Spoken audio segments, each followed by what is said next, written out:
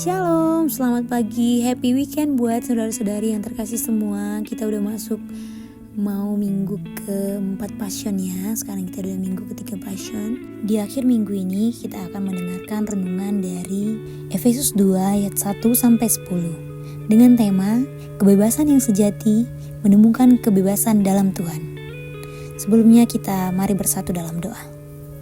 Allah Bapa yang bertata dalam kerajaan sorga, kami bersyukur Tuhan untuk hari yang baru. Terima kasih untuk berkat dan kelimpahan di hari ini. Kami percaya Tuhan memberikan banyak mukjizat dan keajaiban dalam hidup kami pada hari ini. Di dalam Kristus Yesus kami mau mendengarkan firman Tuhan. Amin. Firman Tuhan dari Efesus 2 ayat 1-10 dengan topik semuanya adalah kasih karunia. Kamu dahulu sudah mati karena pelanggaran-pelanggaran dan dosa-dosamu. Kamu hidup di dalamnya karena kamu mengikuti jalan dunia ini. Karena kamu menaati penguasa kerajaan angkasa, yaitu roh yang sekarang sedang bekerja di antara orang-orang durhaka. Sebenarnya dahulu kami semua juga terhitung di antara mereka. Ketika kami hidup di dalam hawa nafsu daging dan menuruti kehendak daging dan pikiran kami yang jahat. Pada dasarnya kami adalah orang-orang yang harus dimurkai, sama seperti mereka yang lain. Tapi Allah yang kaya dengan rahmat oleh kasih-Nya yang besar, yang dilimpahkannya kepada kita, telah menghidupkan kita bersama-sama dengan Kristus, sekalipun kita telah mati oleh kesalahan-kesalahan kita, oleh kasih karunia kamu diselamatkan. Dan di dalam Yesus Kristus Ia telah membangkitkan kita juga dan memberikan tempat bersama-sama dengan Dia di sorga, supaya pada masa yang akan datang Ia menunjukkan kepada kita kekayaan kasih karunia-Nya yang melimpah-limpah sesuai dengan kebaikan-Nya terhadap kita di dalam Kristus Yesus.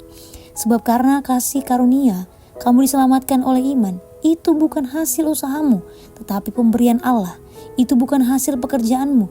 Jangan ada orang yang membanggakan diri, karena kita ini buatan Allah, diciptakan dalam Kristus Yesus untuk melakukan pekerjaan baik dan dipersiapkan Allah sebelumnya. Ia mau supaya kita hidup di dalamnya. Sedemikian jauh pembacaan firman Tuhan. Ada satu ilustrasi yang untuk membuka renungan kita pada hari ini.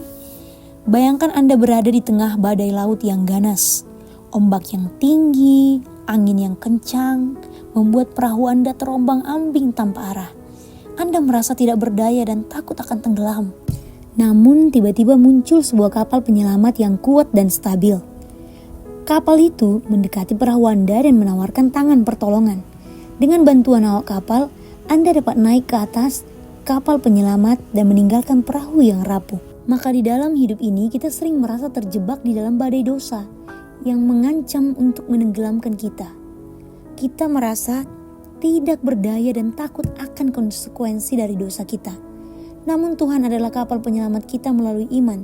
Dia menawarkan tangan pertolongan dan membawa kita keluar dari kegelapan dosa menuju hidup baru yang penuh harapan. Ada 4 poin yang bisa kita renungkan dari firman Tuhan pada hari ini. Yang pertama, dosa itu sebagai badai. Dosa sering membuat kita merasa terjebak dan tidak berdaya. Namun Tuhan menawarkan jalan keluar melalui kasih karunia-Nya. Poin kedua, Tuhan itu sebagai kapal penyelamat. Tuhan bukan hanya sekedar menyelamatkan kita dari dosa, tetapi juga memberikan hidup baru yang penuh makna dan tujuan. Lalu yang ketiga, iman itu sebagai jangkar. Iman kita kepada Tuhan adalah jangkar yang menahan kita tetap stabil di tengah-tengah badai kehidupan. Dengan iman kita dapat yakin dan percaya bahwa Tuhan selalu bersama-sama dengan kita. Lalu poin yang keempat adalah hidup baru. Ketika kita menerima Tuhan sebagai pembebas kita menerima hidup baru yang penuh dengan damai, sejahtera, dan harapan. Kita tidak lagi diperbudak oleh dosa, melainkan menjadi anak-anak Tuhan yang bebas untuk hidup sesuai dengan kehendak-Nya. Maka saudara-saudariku yang terkasih, sadari bahwa kita tidak bisa menyelamatkan diri sendiri. Kita ini manusia yang penuh dengan keterbatasan. Kita tidak bisa menyelamatkan diri sendiri dari dosa tanpa pertolongan Tuhan.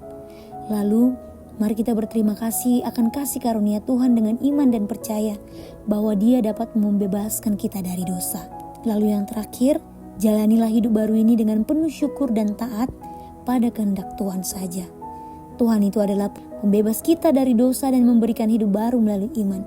Dengan memahami ini, kita dapat hidup dengan penuh harapan, damai sejahtera, mengetahui bahwa Tuhan selalu bersama kita untuk membimbing dan melindungi kita.